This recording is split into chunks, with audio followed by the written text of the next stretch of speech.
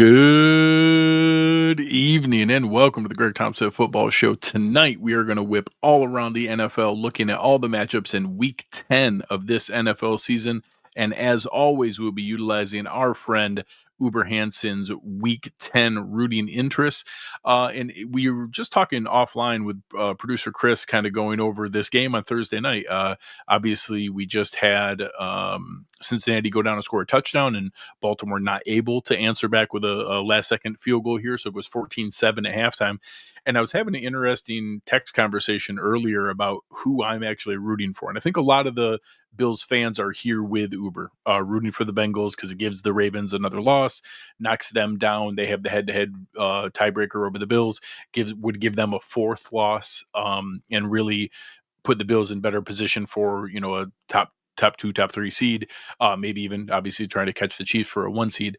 And I don't disagree. I don't think it's crazy. A piece of me wouldn't mind the Bengals getting that sixth loss and putting kind of a little extra nail in their coffin. Chris and I looked at the schedules the remainder of the way. The Ravens' remaining schedule is definitely harder than the Bengals' remaining schedule. The Bengals have a lot of wins on the rest of their schedule. So I wouldn't hate that. I think that they're going to be able to catch the Broncos. And I'll even say if they win tonight, I feel firmly they will catch the Broncos. So a piece of me wouldn't mind that if we catch the Chiefs and then the Chiefs end up the 2 seed and open up with the Bengals as the 7 seed. But I won't lie, I don't know that I want to open up with the Bengals as a 7 seed if the Bills get the 2 seed. This Bengals team obviously is inconsistent, but their ceiling is still pretty darn strong and they can score a lot of points. So I think Uber's on the right path here. I get the idea of rooting for the Bengals to win, giving the Ravens that loss, but I'm a little torn as I'm watching it. So we'll see where this one goes tonight. As we kind of go through, obviously, I don't know if this is like still punishment for World War II that we're sending Giants Panthers to Germany. The only people who care about this are the Giants and Panthers fans who are both rooting for a loss because of how impactful this is for the number one pick next year. This is just a horrible football game. I can't in good conscience recommend for you to watch it. So feel free to sleep in on Sunday. Luckily, my daughter has a basketball tournament, so I'm going to be able to miss this game and not have to suffer through any of it because you can't make me watch that. Patriots Bears, again, Bears victory is easy to root for strategically with the tiebreakers. I don't mind the idea of the Patriots sneaking a win here or there just to kind of tank their draft pick a little bit. They're obviously going to be looking for an offensive tackle to protect Drake May as he's shown some promise and some flash here. So I won't be heartbroken if they upset the Bears. The Bears obviously have taken a couple losses here. They're getting into desperation mode. That NFC playoff picture is going to start getting tight at the bottom. So we'll see where that one goes. Bills Colts, obviously we know we're rooting for Bills the whole way. Aaron and I had Destin Adams on, who is a great writer for A to Z Sports, does great draft work. He was on with us Wednesday night, so make sure to check that out. All the things about this matchup. A couple guys, Jonathan Taylor in the run game. Tanner Bortolini going to have his starting debut with their center and captain Ryan Kelly out, but I think Bortolini is still pretty talented, and DeForest Buckner playing for them on defense is certainly worth being concerned about. Super easy one here, Broncos Chiefs. The Chiefs do not have an incredibly difficult schedule. Obviously, they have the Bills game coming up here, but we need them to get one more loss somewhere along the lines here. This Broncos team has played them really tough. They've played other teams really tough. Chris and I were just looking at it pre-show, and you'd be shocked to find out the Denver Broncos lead the NFL in pressures. They have more pressures than any other team. This defense is playing really, really well. A lot of it, I think, is the coverage on the back end with Patrick Surtain and the corners back there being able to let the other guys get home, because they have a handful of guys that are really, really playing well. Zach Allen and Jonathan Cooper are leading them in pressures, but then there's just a ton of other guys doing it. And I think Riley Moss and Jaquan McMillan and Patrick Surtain are one of the best cornerback trios in the league, and they're playing really, really well. PJ Locke and Brandon Jones playing well at safety. That's a good team. Levi Wallace even playing some good snaps and being able to help them out here. They have a really talented back end. I think it's letting that front end get home. So easy to root for them. We'll be hoping that the Broncos can pull an upset and give the Chiefs eventually. Someone's got to beat them for a loss. We need somebody else to beat them besides the Bills to be able to get us that tiebreaker to get the number one seed in that bye. Falcons Saints, two NFC teams. The Saints are reeling right now, looking like one of the worst teams in the NFL. They just lost to the Panthers, and rightfully, if you lose to the Panthers, your coach should get fired. It's just the way it should work. So Dennis Allen, you lost to the Panthers, you get fired. It's just the way it works. Like that's just how the rules go. The Falcons have put together some good plays and really started to really take a stranglehold on that NFC South. I think this should be an easy game for them. And as Uber explains, with the tiebreakers and strength of victory impact, it technically helps us for the Falcons to win. Same thing here. Technically, a 49ers win helps us because of the upcoming game against them.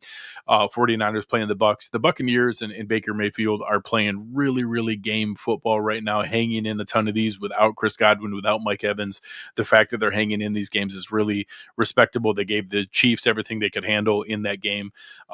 But again, I think the 49ers will be able to take care of business here, and technically that helps the Bills, so we'll root for that. Steelers Commanders, super easy one. The Steelers are right there and have a lot of potential conference tiebreakers with the Bills, so they're 6-2. They're right in the running for one of those top seeds right now, continuing to find a way to win. Commanders are playing really good football. Their defense surprisingly playing pretty well, besides obviously the offense being exciting behind Jaden Daniels. So this is an easy one from a rooting standpoint, and honestly, maybe a sneaky, interesting game. They just traded for Mike Williams, so now the Steelers are going to have, George Pickens on one side and Mike Williams on the other, which with Russell Wilson and his deep ball is still pretty. He can still throw up that deep ball for those guys to jump and get. I think that's going to be an entertaining game to watch. That'll definitely be up on my side screen as I'm watching the Bills game. Vikings Jags, this is going to be just a slaughter. The Jaguars are, they're just crumbling as the season goes. They traded away their tackle to the Vikings, so a return home game for Cam Robinson. The Vikings obviously playing really tough. That defense is ridiculous. We just watched them a couple times. I rewatched the Colts. Colts Vikings games preparing for this game for the Bills. That Brian Flores defense is nasty. So that's an easy one to be able to hope that we get the victory that we need, knock the Jags down and help our tiebreaker scenarios. Titans Chargers. The Titans are a sneaky one where I still think they're kind of better than their record is. The talent on their team is better than what their record is, but they keep losing ugly, ugly games.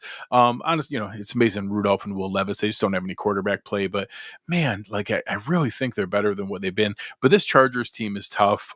So we want the Titans to win, knock another team back that we wouldn't have to worry about in the playoffs. But I think the Chargers are going to pull this out. The Titans keep finding ways to lose, and I just can't put any faith in Mason Rudolph. So as Uber explains here, it makes sense to root for the Titans.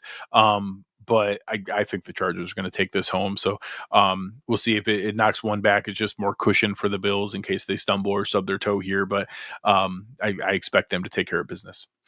Eagles, Cowboys, anytime we get to root against the Cowboys is fun. Eagles seem to be getting their stuff together here. The defense starting to play really well. The Cowboys starting Cooper Rush at quarterback, and I think his number one receiver is going to be Jalen Tolbert. So maybe Micah Parsons comes back, but this was already maybe the top heaviest team in the NFL this year, and now they're going to have no Dak Prescott, no CeeDee Lamb, and maybe no Micah Parsons. The Eagles might just embarrass them in Dallas. That could be a really, really ugly game. And that sounds delightful. An ugly game of the Cowboys getting destroyed sounds great. Jets Cardinals, super, super easy rooting interest. The Jets are trying to show glimmers of hope here. Obviously, they beat the Texans. They're now starting to tell themselves stories of how they could get back into this AFC playoff race, chasing teams like the Bengals, chasing the Colts, chasing currently the Broncos, holding that final playoff spot. And I would love to just stomp on that and give them no hope at all. So easy to root for the Cardinals, who have been tough in every game this season, been able to keep themselves competitive. Their defense even being a little less terrible than people expected. But that offense bringing things together with James Conner, Trey McBride, Marvin Harrison Jr., all the different pieces around Kyler Murray. And Kyler Murray playing some of the best football he's played in quite a while. So easy rooting there, rooting for the Cardinals to take down the Jets. I think that'll be hopefully one we could take home. Then Sunday night, really, really good game. Lions at the Texans. The Lions right now are, for my money, the best team in the NFL. They are just playing dominant football on both sides of the ball. Brian Branch playing like crazy. They now traded for Zadarius Smith, who is not an Aiden Hutchinson level player, but is going to help them replace some of that production lost with Aiden Hutchinson. And this offense is just the most fun offense to watch in the NFL for my money. They can run the ball, they can pass the ball all over, dominant offensive line, fun trick plays, just really, really good, entertaining, fun football. And we get to root for him. So I am rooting for a Bills Lions Super Bowl, two cities, fan bases, teams that deserve that kind of excitement. And obviously, once it gets to that, I'll be rooting for the Bills, but I'm fully rooting for the Lions to get themselves to a Super Bowl here. I think it's going to be a ton of fun. And it'll be easy for us to root for the Lions to beat the Texans, knock them down another notch, and help improve our odds of the highest seed possible. Then on Monday night, we have Dolphins at the Rams. You guys have heard it here lots of times. The Rams are kind of like my second favorite team. I love watching them play.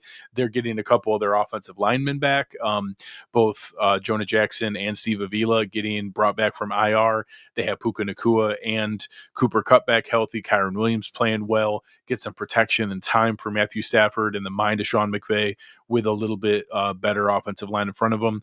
I think the Rams can get themselves back into the running here. And what better way to do it than to embarrass and put a final stake in the heart of the Miami Dolphins. That'll be fun for everybody to watch and be able to enjoy laughing at the Miami Dolphins. So if again we see all those things come to pass, the Bills could have a full game and a half lead over anybody else behind them and be within one game of the Chiefs, with that game coming up the very next week after this Colts game. So easy things to root for. Make sure you check those things out. Make sure you read all of Uber's work here, along with the other guys like Chris and Greg Boris and everybody else writing over at Sports Illustrated with Kyle Salagi. But on behalf of the team here at Cover One, make sure you check out all the fun work we have going on. We appreciate you guys so much. But on behalf of fantastic producer Chris Seth, I am Greg Tompsett. You're listening to the Greg Tompsett Football Show, and we are